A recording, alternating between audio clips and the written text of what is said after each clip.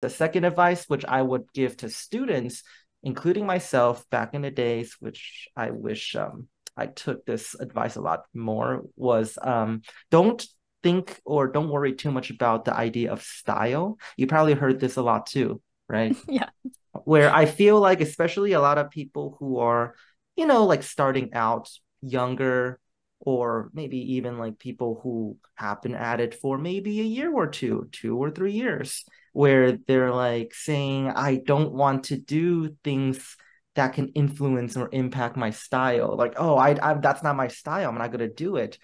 I don't believe style truly exists until we've at least been at it for at least 20, 30 years. Because style, in my opinion, is an accumulation of experience. You limit your experience, you limit the growth. You know what I mean? It's a very malleable thing.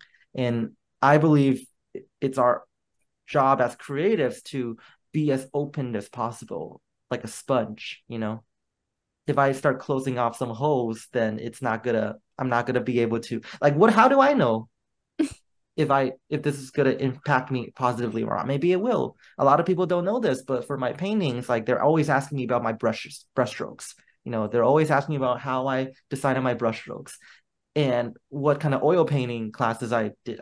First of all, I didn't take any oil painting classes, but what kind of oil paintings did I see that influenced my brushstrokes? None, no oil paintings actually. I mean, a little bit of Zorn, but not really. Uh, what I usually say to that, and people are usually surprised, is my brushstrokes are influenced from Chinese calligraphy because I Mm. did a bit of Chinese calligraphy back in the days.